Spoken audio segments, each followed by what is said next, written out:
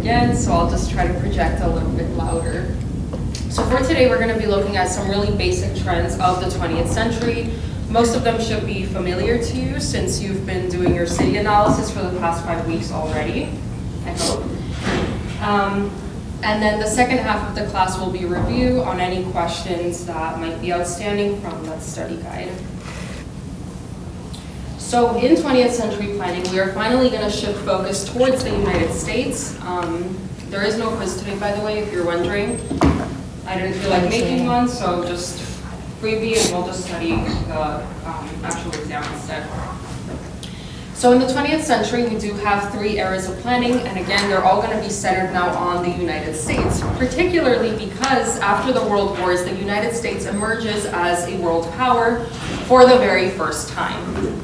So before the war, the United States is focused on beautifying their cities and asserting themselves as an equal to the European capitals because of the fact that they barely established themselves in 1776, really until the year 1800. They've only had around maybe 100 years of development, which isn't a lot compared to European capitals, which have had thousands of years of development. And so the US is going to be hyper-focused on competing with Europe, not just industrially, but also architecturally.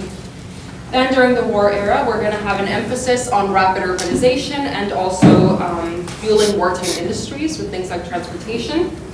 And then after the war, we're finally going to see the modern world that we recognize a little bit more today, so the automobile, suburbia, public housing solutions, etc.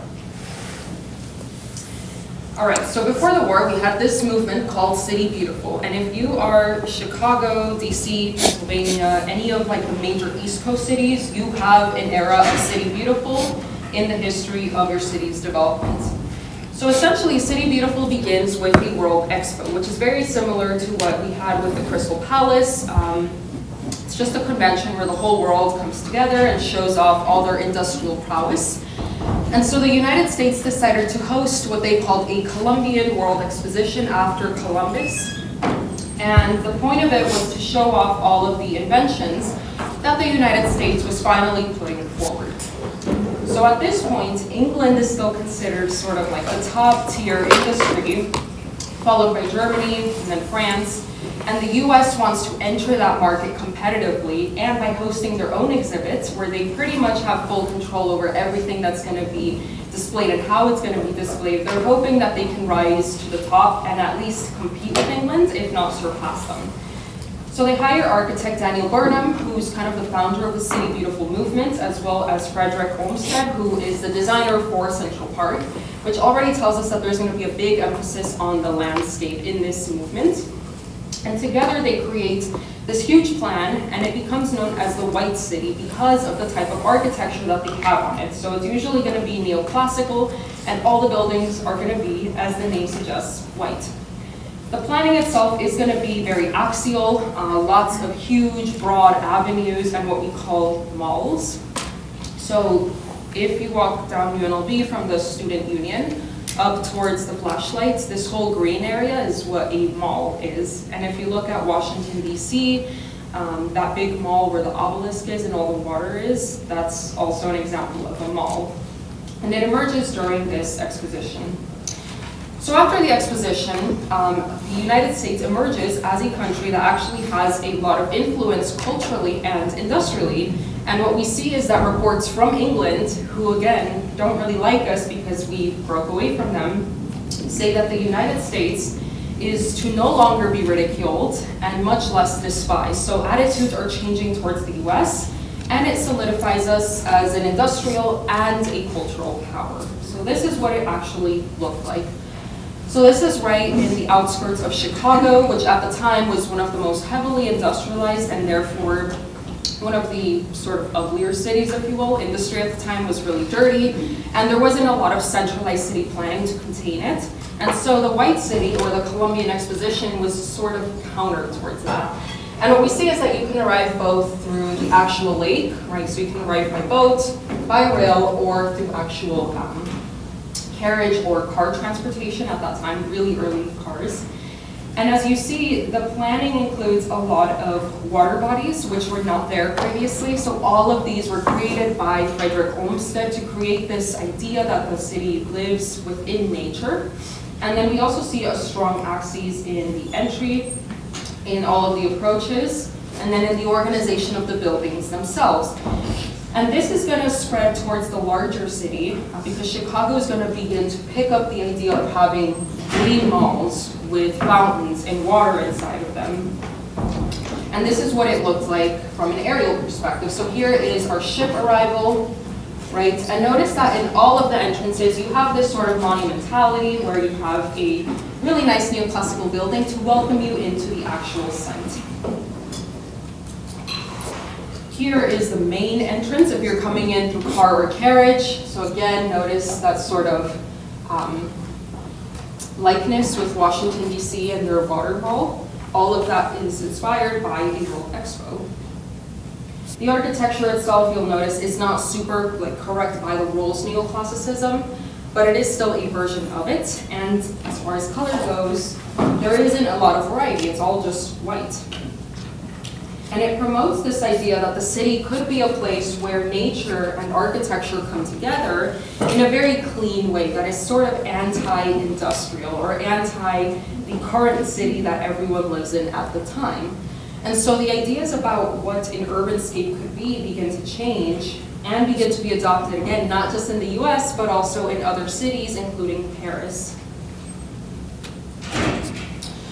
We also see a strive for verticality right before the war. So in 1871, Chicago has a fire, a really big fire, since most of the city is made of wood at the time.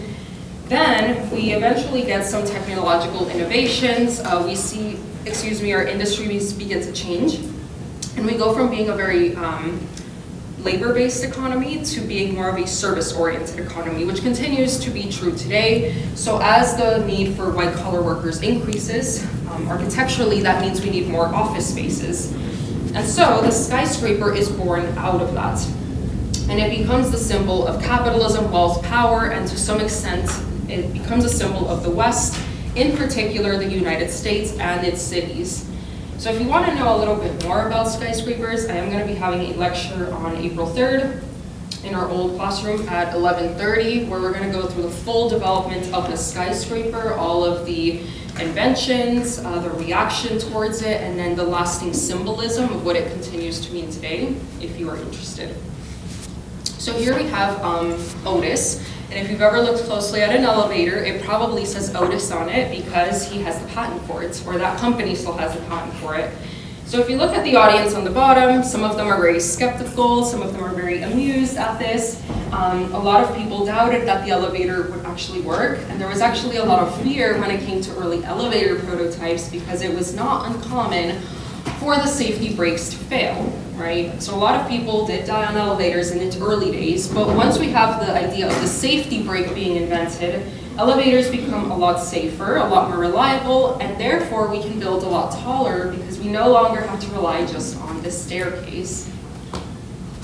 We begin to get early prototypes such as these, where we have the first curtain wall construction with a steel frame. So all of this is not a stone facade, it is cast iron, which shows us the extent of industrialization in the United States.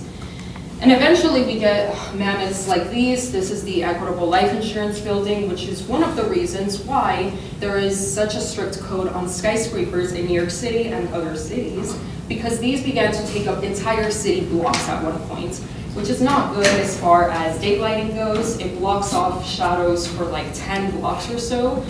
So people weren't really happy with them and what they symbolized in the way the city was going for a while.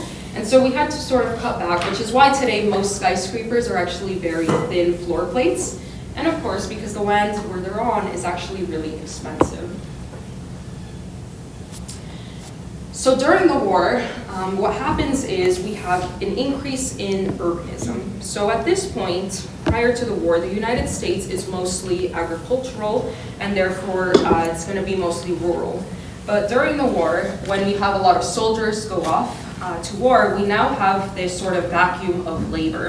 And so this is where women actually get to step into the workplace for the very first time and work in those factory jobs.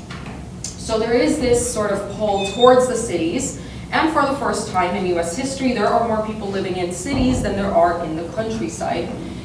And so we have to find a way to bring people into those cities more quickly. Our railroads continue to increase, and this is really going to be the height of their span in the United States. What we also see on the flip side is we have tenement homes on the rise as well.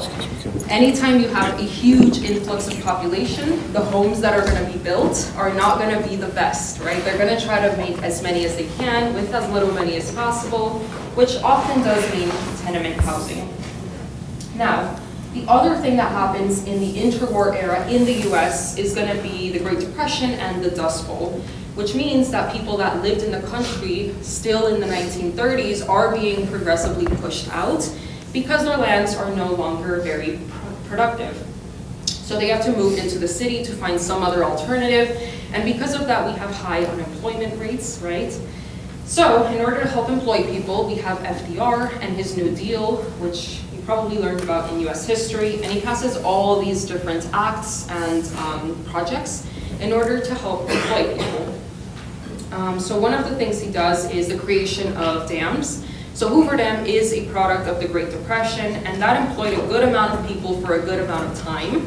And then we also have the creation of electrical grids in cities like LA, Seattle, Portland. So we see that the Western United States actually has a lot to profit from all of these projects. Because they were pretty underdeveloped at that time, with these new efforts, they are now becoming more modernized cities.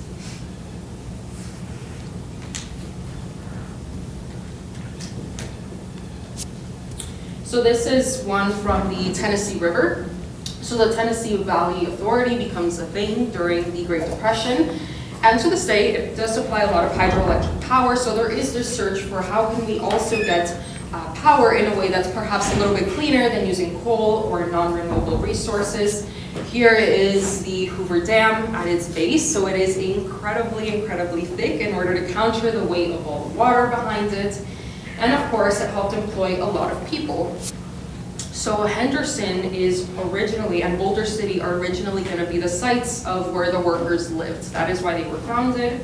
And that's why today they still kind of have like a mining town reputation, because these are going to be our original settlers there, because it was too far to come all the way back to Vegas. And it's also why Boulder Highway, the street, was created, and it kind of cuts across the valley to connect the workers back to the downtown. What we also get during the war era is the creation of suburbia, and this is where demographics begin to play a powerful role in the US city. So FDR creates the Federal Housing Administration, which essentially is an organization that helps create new homes, and it helps employ people that are in construction industries. So they saw that around 20% of the unemployed people were in some kind of trade, and in order to help give them a job, they created this administration. So the good thing is that now it is much more accessible to buy a home, because prior to the Great Depression, you did have to put a 50% down payment, and then your mortgage would be around 3 to 5 years. So you did have to pay it off pretty quickly, which meant that really only the very wealthy people could purchase a home. So middle class was still renting at the time. After this act, you only need a 10 to 20% down payment, and your mortgages become around 20 to 30 years, which is still sort of the standard for today, meaning that they are now more accessible to the middle class. So we now have more people kind of chasing after this new version of the American dream, which is to now have a home and later a car. But the thing to know about this is that the FHA did not give loans to everyone, and they very heavily favored white Protestant families. So for a very long time, if you were not white, you probably wouldn't qualify for this program, which did set back people who were not white around 30 years, because they didn't actually get to benefit from this program until the 1960s. And one of the quotes that we have from the FHA is, "If a neighborhood is to retain stability, it is necessary that properties shall continue to be occupied by the same social and racial classes. A change in social or racial occupancy generally contributes to instability and a decline in values." So a lot of people were opposed to having different races mixed within these new suburbs because it was considered that if you allowed someone of color to live here, it would immediately decline your property's value. So it was enforced not just by the federal government, but also by the people that were purchasing these homes.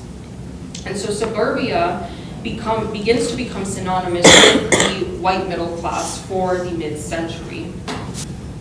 Here is a clause for one community where we see that the fifth requirement says, said lots shall be used or occupied only by persons of the white or Caucasian race, except for domestic servants, and they only while the premise are occupied by their employers.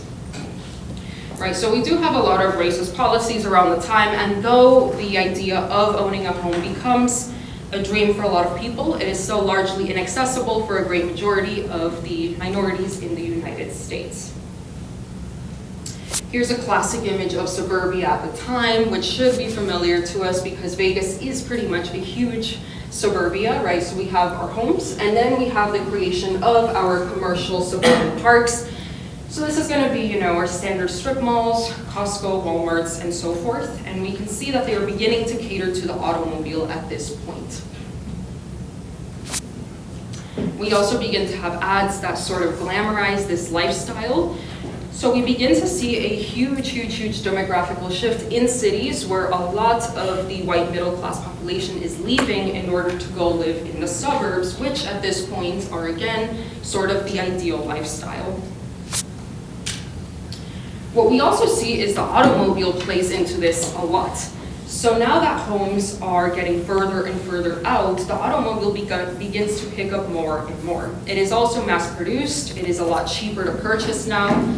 It becomes accessible for your everyday middle class family. And so what happens is suburbia begins to grow and grow and grow because you don't have to worry about walking or getting to work on time anymore. You can simply get in your car, drive to work, and then go back to the suburbs at night. The railroad, as a consequence of the automobile's rise, is abandoned and it falls into disrepair. So we now see the rise of trucks, refrigeration, and all of that leads to the railroads being abandoned, which to this day is very true in the United States.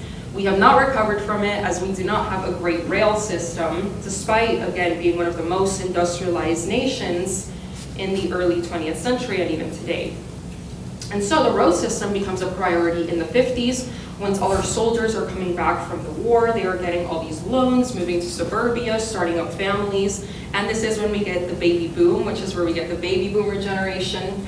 And we create the interstate highway system. So the interstate highways are at first considered a really great thing because we are connecting all our major American cities.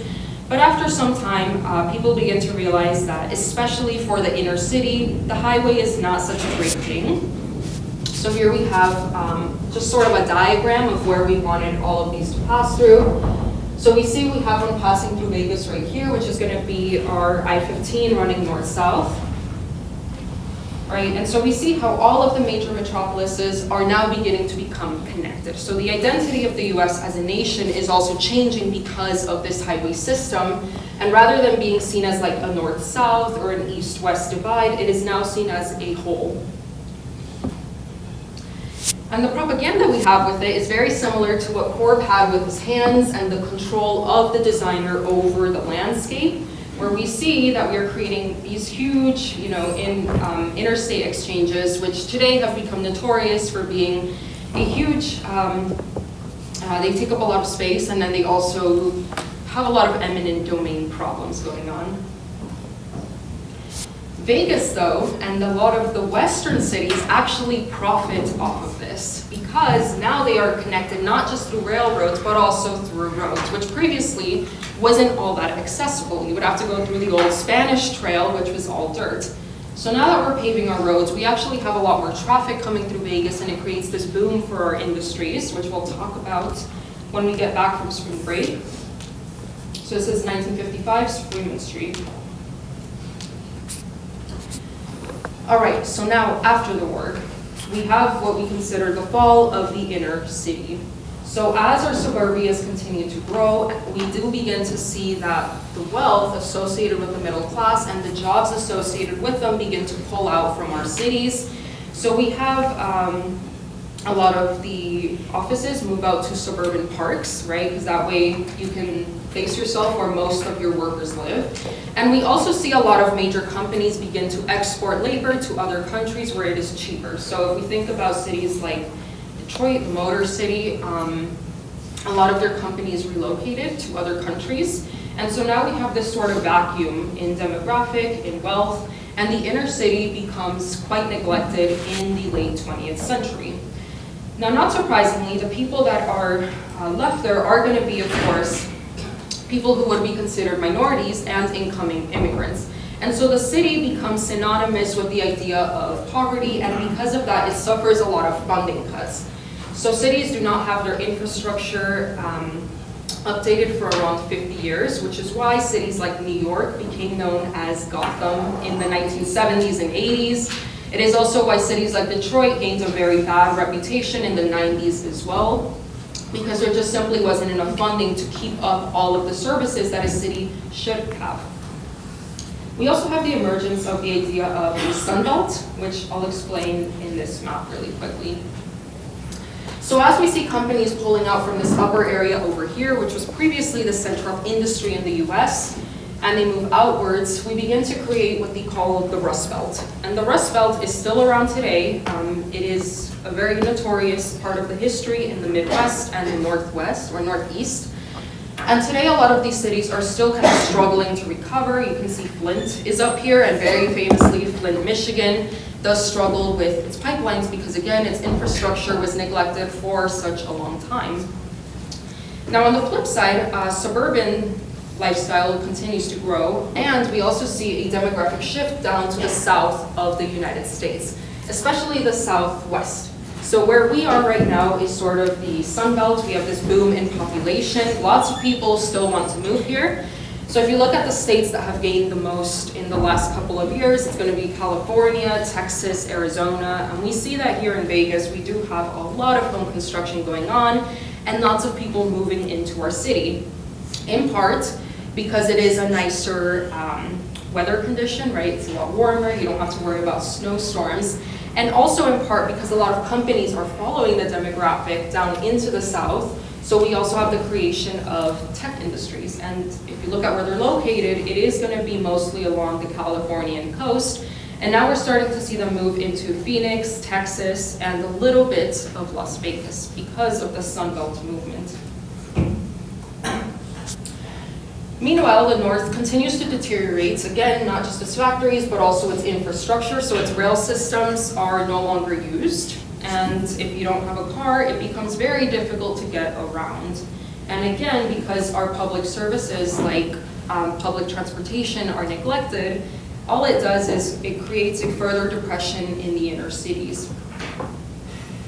We also have the creation of public housing at this time. However, the attitude towards it becomes quite negative. So last semester, I told you about Prodaigo. I hope you all recall that project. But today I'm going to show you a project in Chicago, which is called Cabrini Green. So Cabrini Green is often used as a synonym to the idea of public housing, but in a very negative way. Prior to the war, the idea of housing the poor was seen as a sort of charitable work. But after the war, we do see that this attitude shifts, and now it's sort of seen as warehousing the poor and just kind of putting them somewhere. And again, because of the fact that most people of diverse racial backgrounds were not allowed to buy suburban homes, even if they could afford them, we do have these projects mostly catered towards demographics of the African American, Hispanic, Asian, and immigrant communities. And so that is why public housing during this time becomes associated with race at the same time. Now recall I told you that they're trying to pull these Le Corbusier moves and make these modernist, pieces of housing. But what they do is they take out everything that made Corbu's projects great, including the amenities, the fact that the elevators in these don't even stop at every level. And so it creates a very poor housing condition. It's done as cheaply as possible. And the reason that they use modernist principles and styles is because it's simply cheaper to build with industrial materials. but they're not actually following through with the promises of modernism, which again were to have this social reform agenda. All of that is pretty much absent from projects like these. So Cabrini Green has for the most part been demolished, and what they promised the residents of Cabrini Green is that when they demolished it, that they would be given a new home in exchange, because it was ultimately the fault of the Chicago Housing Authority, who was the landlord, that this project failed, because there was no money put into it, there were no repairs ever done. So residents were promised, we'll tear down the old buildings, we're gonna build new ones, and then you're gonna get a new place to live in. And those promises were broken, so there's still a lot of people today that are waiting for that to come true. So there's lots of frustration around the project.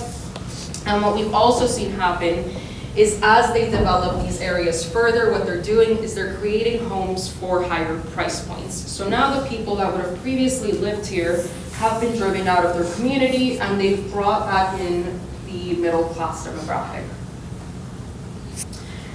So these are just a couple images. New York City in the 70s. Again, this is where the idea of Gotham is born because of all the unrest that happens in the city, so lots of protests. There was also a huge wave of arson at the time because for a lot of landlords, rather than dealing with the inner city problems, they preferred to just burn their property, get the insurance, and then move out or go invest in the suburbs. So this is New York City at the time, where we can see there isn't really a lot of care for the green infrastructure. There is still a lot of pollution, and again, we do see a lot of urban blight because of all the high arson rates.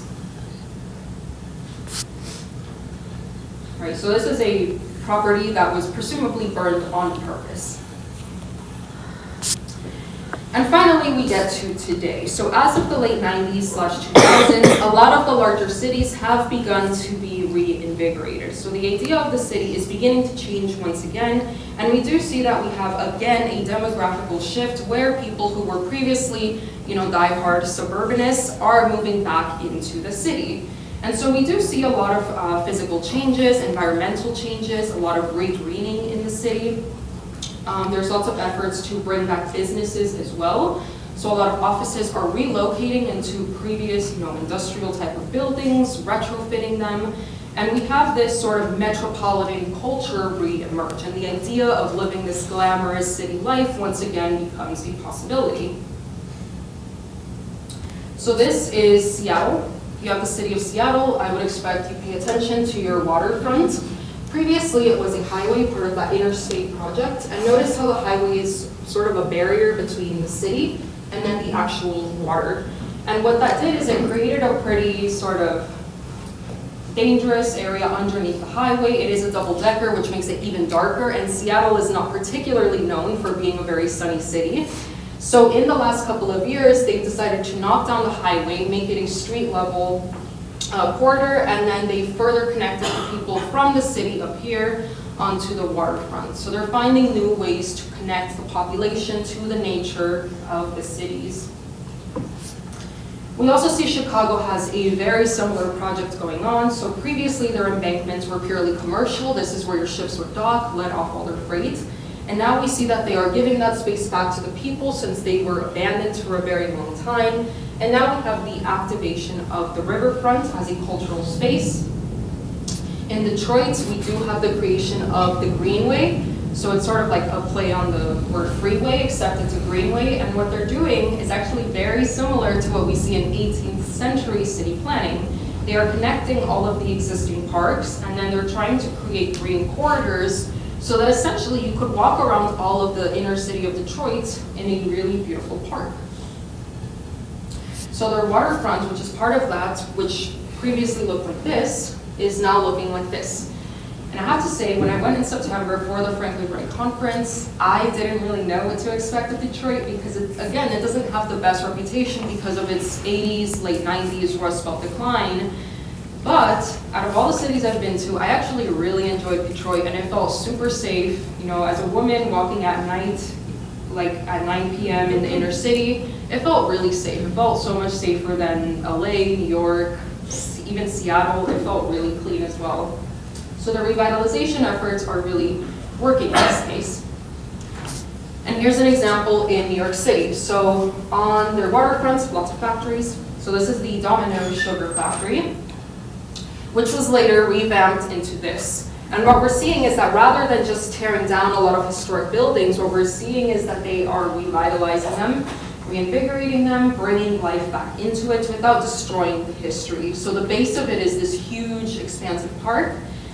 And then on the inside, this is super cool. They basically redid all of the rusted structure and kept the outer skin of the building. So now your office spaces look like this, which is really pretty. Now on the flip side, we do have a sort of counter movement to all of this, which is often termed gentrification. And I put a question mark because it's still sort of debated whether it's a good or a bad thing. So as our cities are now becoming more prosperous, we are seeing the population which previously left them to those suburbs is now coming back. And they are the ones that are primarily starting to build, and therefore the city is now catering to that lifestyle. And so what we see is that the existing demographic feels that they are being displaced and outpriced out of their neighborhoods, because now that we're having developments that cater to the middle or upper middle class, the property values and therefore the rent of all these spaces, which previously were neglected and no one wanted to live in, are beginning to rise. And so people feel that they are being betrayed by their own cities and driven out. And so the question becomes, if the suburbs are too expensive and you cannot buy a home and your neighborhoods are outpricing you, where do you go live if you are someone in the working class in the cities, right? And we do see this becoming a housing crisis all over the United States. And it's sort of a question that I guess our generation will have to answer architecturally. So here is a Chicago protest, right? Now that the neighborhood is nice, why do I have to move out? And of course, architects do play a role in this, maybe, maybe not. This is an image of Harlem where we see that they have taken down these buildings. So rather than investing a little bit and fixing up the historic brownstones, they have decided to turn them down, rebuild. Though they are still using the same materiality, the language is quite different. And now people who would have previously been able to afford rent here would probably not be able to live on this block at all. So the question, are architects to blame? I'm sure all of you have seen some type of development that looks like this. We are starting to get them a lot more in Las Vegas. But all of these images are from different cities. And what we see is this idea of this style of architecture, corporate architecture, being a synonym for the gentrification of American cities and the destruction of identity in our urban centers. However, at the end of the day, the architect only does what the client tells them to do. And most clients are going to go, I kind of just want something that looks like this because that seems to appeal to the middle class, so make me something that looks like that. And eventually you're going to find an architect that will do it, even if it's a bad project. Are all of these bad? No, actually some of them are really great projects. And again, there is this big debate. Is gentrification good because we are beautifying and revitalizing the cities, or is it bad for displacing existing populations? So to close our unit, before we go into our review, remember that the 4 things I told you guys that we were going to cover are how geography affects the site, how politics can be read, how the passage of time affects ideas on urban planning, and lastly, how architects play a role in urban planning. So I hope you've seen how over the past couple of centuries into the present, all of these continue to be very relevant, and how as architects you cannot design in a vacuum, because when you design a building, it's not just a building and it's not just that client, it is everyone who is going to use that building for decades to come and what that building does to the existing urban scape. So I'm going to leave you guys with this. Choices you make today will continue to shape the future for generations, for decades, and even centuries to come. So make sure that as architects, you are making good choices. And if your client or your developer is not complying with you, just fire them. If you guys didn't know, architects have the power to fire their clients, and if they're not doing a good job of doing, good city revitalization, you can fire them. And honestly, if we did stand up as a profession, if the AIA collectively decided we are not going to make any bad projects that don't do anything for the city, developers would listen because they need the architect, they need our stamp in order to approve these projects. But the unfortunate reality is that for every architect that will stand up to this, there is one who will want the money and they will do the job anyways. All right, any closing thoughts on this unit or on the current state of American cities? I think these railroads are such a efficient way to get from point A to point B, not just for the freight of what they're wanting for now, but like for tourism and stuff like that. Do you know of any projects that have tried to do that?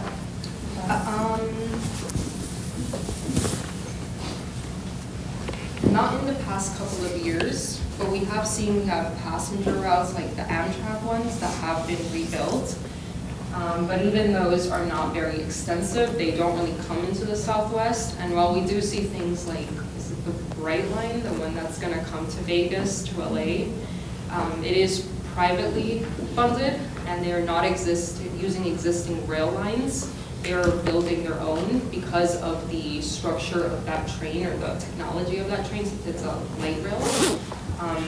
So it just becomes a question of, do we build a new prototype for the locomotive that works on the existing rails, or do we completely rebuild our rail system to fit this new type of light rail, vehicle that we're seeing across the world? I don't know. It also depends on how car sales are going. So as we see the price of housing and living go up, people aren't going to be willing to buy as many vehicles, and they're really going to be looking towards public transportation a lot more, including trains to get from city to city. But the other thing that is especially true in the US is because we are so expansive, most people just take a flight because it's a lot cheaper and it's less time. So you also have to think about competing with the airline industry, which I forgot to mention is also one of the big developments in 20th century planning. Most of your cities, if they're older, will have your airports on the outskirts, but for more modern cities like Vegas, it's going to be right in the heart of the city, which tells you a little bit about when the city was developed. Yes? Is suburbanization and gentrification a U.S. specific problem, or is it just most prevalent in the U.S.? Are other countries also facing severe? So other countries do have that issue, specifically in relation to tourism, where you have foreign companies want to make their coasts, more profitable. We see it a lot in Hawaii too as well. So they're buying out these lands, which previously would have been like the lower class or the slums of the cities, and redeveloping it to be more tourist oriented. But the idea of gentrification is sort of synonymous with the US because unlike other countries, the US was really the only one to create the idea of suburbia. So if you look at, Paris and London, they didn't have a huge mass migration out to the suburbs because they never constructed them. So for them, the city has always been synonymous with wealth, which we've seen through the passage of our lectures. The richer you are, you're gonna live in the center of the city, and that has never stopped being true in Europe. It just stopped being true in the United States. So now that we see that wealth coming back, that is why it's an issue in particular here. Other questions or ideas, thoughts? Okay, so we now have around 25 minutes or so where we can review anything from this unit. So I am gonna pull up the study guide, and then we can go through any questions that you guys have.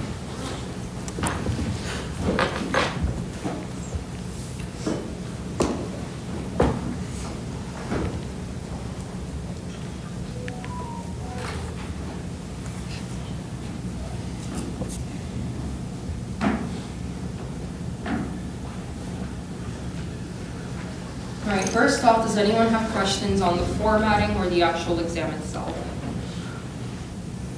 Are we gonna answer all of those in each? No, so the exam is only gonna be 40 questions from this, and they are gonna be presented in order, so it's gonna be like Lecture 3, Medieval City Planning, and then you'll get like 5 questions from that category, and it'll probably just be in the same order that it is here, just so you don't get confused, because I know some of them you could easily interpret as belonging to a different lecture, but they'll be in the same order, so you don't get confused. Yes?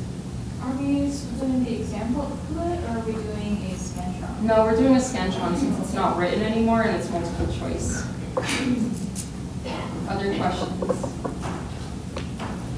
Okay, so let's get started with the actual questions on here. Does anyone have questions from lecture 3, medieval city planning?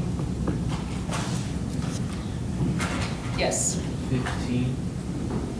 Who commissioned Bastides and why? Edward? It was Edward. Yeah, so it was the King of France, well, the King of England / France. I'll just pull it up right now.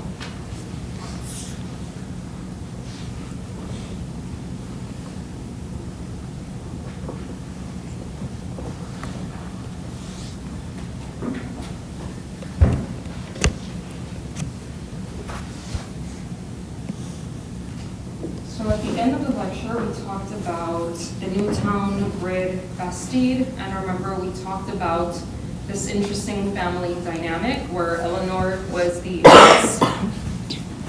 Eleanor was the heiress to Aquitaine, which is this pinkish section down here. Because of that, she was an eligible bachelorette. So she married the King of France, who wanted that domain. Didn't work out because they couldn't have a male heir, so they got divorced. She got her lands back, and she decided to go marry the King of England.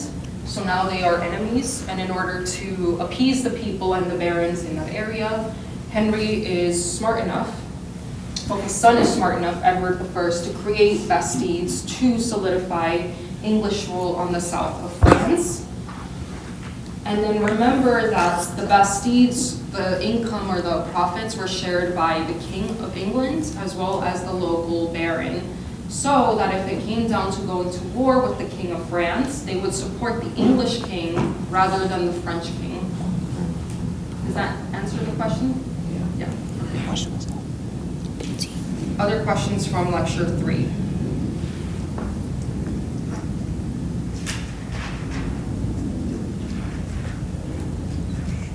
Okay. Oh, yes. Number 10. What is a faubourg and why do they happen?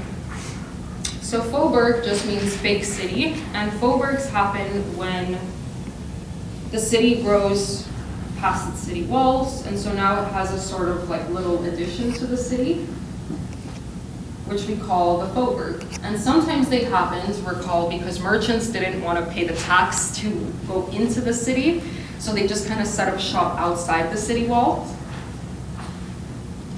And then eventually the city encloses them with the city wall and it becomes a part of the city. So it's just a fake city that springs up outside town walls. So in the case of Brema, this was going to be their faubourg that they would later incorporate to become a linear city. Other questions on lecture 3? Yes? 9. What are the defining characteristics of a new foundation or Bastide city? So those are going to be in the title slide for each of the prototypes. So the characteristics are going to be it's rectangular, it's a little bit longer, the blocks are longer. So for the answers, I'm just going to give you the basic ones like, oh, it's a rectangle, it has long blocks, it has a central arcade. It should be pretty easy to guess it from the other ones because I'm going to use its most defining characteristics. This is the only rectangular one as well, because the Roman grid is a square. Other questions? Back there first, and then we'll go here. What is a castrum? So a castrum is a Roman military camp. I think I labeled it right here. So the castrum was when we had our Roman military create outposts all throughout Europe, and in order to keep kind of the same model, they just made their square grid with the Cardo and Decumanus, which is why we see that model all over the Mediterranean area. And then right here. Okay. Other questions on lecture 3? Okay, we're going to move on to lecture 4, the early Renaissance. Does anyone have any questions from this lecture?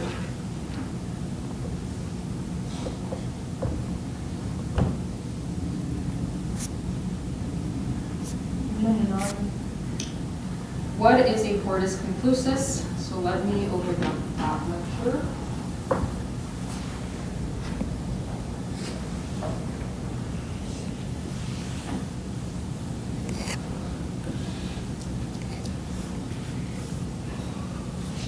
So the Hortus conclusus is what we saw in the Piccolovini Palazzo.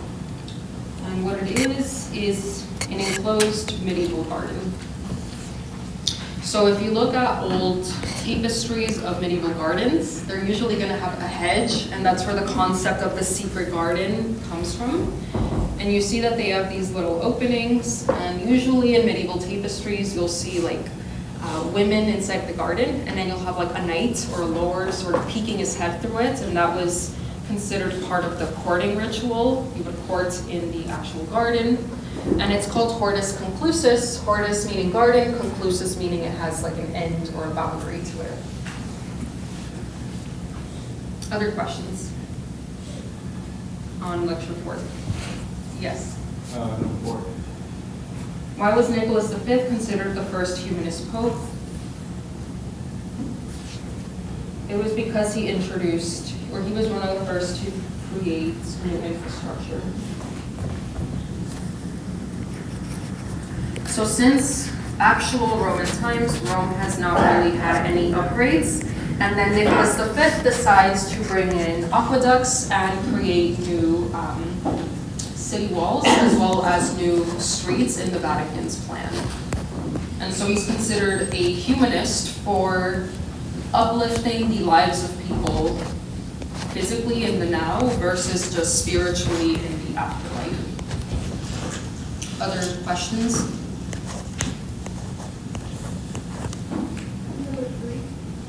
Why did merchants prefer palazzos over country estates? So what is the definition of a palazzo? It's a city palace. That's piazza. So let's go to a palazzo. So the palazzo on the urban grid is going to be our square donut.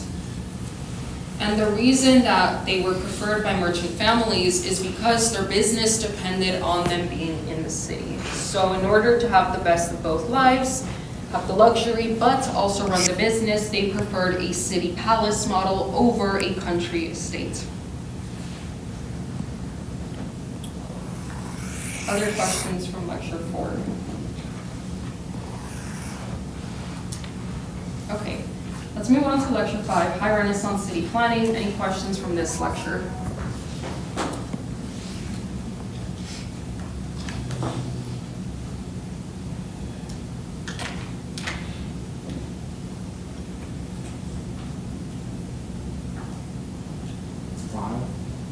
Five, and then 5, okay. The Herculean edition in Ferrara was a failure, and how can we tell that based on the maps? So slides 23 and 27.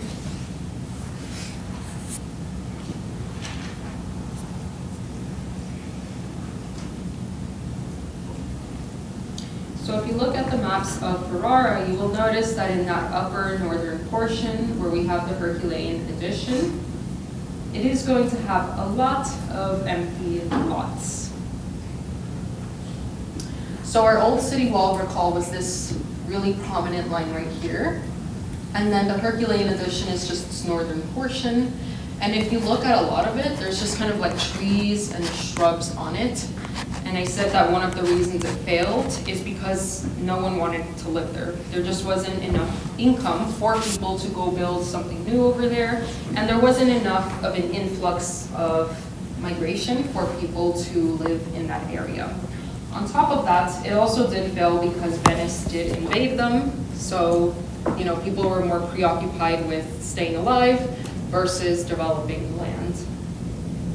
And then the other map that shows that was this one. So I'll just zoom this in for you guys.